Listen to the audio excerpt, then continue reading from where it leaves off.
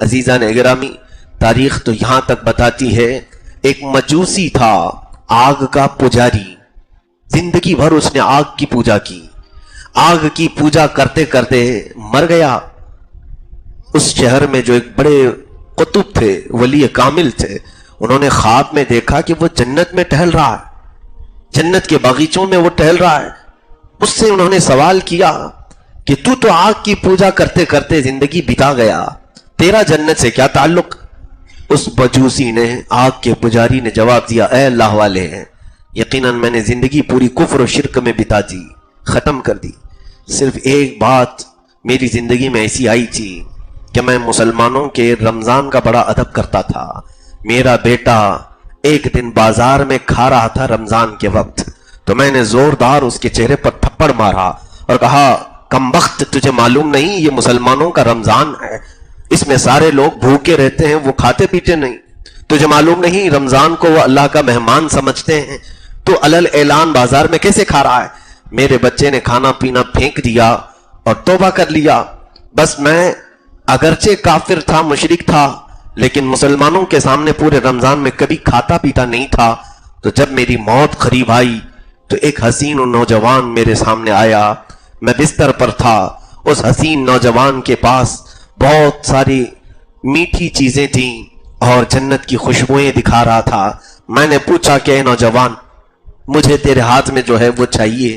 اس نے کہا، بس میں رمضان ہوں، اگر تو ایک بار اللہ پر ایمان لے آئے تو میں یہ ساری چیزیں تجھے دلاتا ہوں۔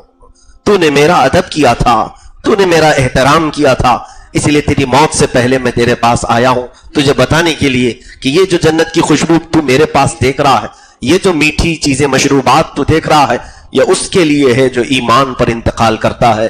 تو یہ مجوسی کہتا ہے، میں نے فوراً کلمہ طیبہ پڑھا اور ایمان لایا، چند ساعتوں کے بعد میرا انتقال ہوا، مجھے ایمان والوں میں اٹھایا گیا، اور اسی رمضان کی شفاعت تھی، اس کی سفارش تھی کہ اللہ رب العزت نے مجھے جنت میں مقام عطا فرمایا۔ عزیزان گرامی وقار، غیر مسلم یا کافر مشرک ہو کر اگر وہ رمضان کا ادب و احترام کرے تو موت کے قریب رمضان اس کی سفارش کے لیے آ جاتا ہے، رمضان اس کے لیے اللہ کی بارگاہ میں احتجاج کرتا ہے کہ مولا تعالیٰ اس سے تو بخش کر جنت عطا کر۔ لیکن ہمارے معاشرے میں بعض لوگوں نے اس کو آپشنلی سمجھا ہے، روزے کو کیا سمجھتے ہیں؟ آپشنلی ہے، بلکہ یہ پوچھتے بھی ہیں تیرے کتنے روزے ہوئے، تیرے کتنے روزے ہوئے۔ کیوں یہ پوچھا جاتا ہے؟ مسلمان ہے، مسلمان سے یہ پوچھنا بھی نہیں چاہیے کہ روزہ ہے یا نہیں رمضان میں، رمضان میں تم روزہ ہو یا نہیں ہو، پوچھیں بھی نہیں، بلکہ یہ ایسا فرض ہے کہ ایک روزے کے ترک پر، ایک روزے کے چھوڑنے پر قیامت کے دن اسے 900 سال تک دوزخ میں رکھا جائے گا، محض ایک روزے پر۔ 900 سال جانتے ہو کتنے ہوتے ہیں؟ یہاں سال دنیا کا بیتتا نہیں، گزرتا نہیں، اور وہ دوزخ کے 900 سال کیسے گزارے جائیں گے؟ اس لیے جن کی زندگیوں میں قضا ہوئے ہیں روزے، وہ قضا بھی کر لیں۔ نفل روزے رکھنے سے بہتر ہے کہ زندگی میں جو چھوٹ گئے انہیں قضا کر لیں، مرد ہوں کہ عورتیں ہوں۔ رمضان کو اتنے ہلکے میں نہ لیں، اس کو اتنی آسانی سے نہ لے لیں کہ یہ آپشنلی ہے، میں نہیں رکھتا ہوں، وہ رکھتا ہے، اس کو ایسا سمجھتے ہیں جیسے یہ کوئی، جیسے امامہ پہننا ہے، جبہ پہننا ہے، یہ جیسے لوگوں نے یہ سمجھ لیا ہے کہ یہ مولانا لوگوں کا کام ہے، دیندار لوگوں کا کام ہے۔ میرے عزیزو، رمضان کے روزے ہر مسلمان مرد اور عورت پر فرض ہیں، ہر مسلمان پر۔ تو یہاں پر رمضان کے روزوں میں جس نے بھی تساہلی کی، کاہلی کی، اس کے گھر سے نور ختم کر دیا جاتا ہے، اس کے گھر سے برکتوں کو اٹھا لیا جاتا ہے۔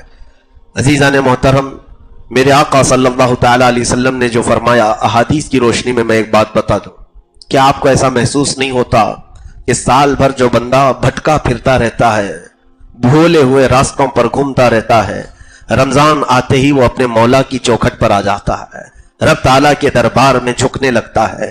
ایسوں کو ہم نے دیکھا جو سال بھر نہیں آتے تھے، لیکن رمضان کے چاند دکھتے ہی مسجدیں کھچا کھچ بھر جاتی ہیں، تراویح میں، فجر کی نمازوں میں، مغرب میں، افطار میں، یہ جو ہجوم آتا ہے مسجدوں کا، پھر سال بھر وہ دیکھنے کو منظر نہیں ملتا۔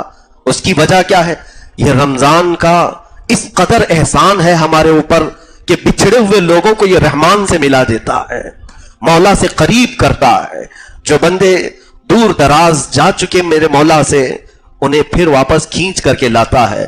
جنہوں نے پورے سال میں قرآن کو اٹھایا نہیں، ان کے ہاتھوں میں بھی قرآن آ جاتا ہے۔ جنہیں تسبیح پڑھنے کا موقع نہیں ملتا تھا، رمضان انہیں ہاتھوں میں تسبیح بھی تھما دیتا ہے۔ جو رات میں کبھی اٹھنے کو گوارا نہیں کرتے، انہیں صبح کا سپیدہ ظاہر ہونے سے پہلے ہی سحری میں اٹھا دیتا ہے۔ جانتے ہو آپ سحری کا جو وقت ہے وہ میرے رب کا سب سے پسندیدہ وقت ہے۔ اسی وقت تو اولیاء کاملین تہجد ادا کیا کرتے تھے۔ یہ سحری کا جو وقت ہم اٹھتے ہیں اس میں تہجد پڑھی جاتی تھی، اور پھر بارگاہ الہی میں جو دعائیں کی جاتی۔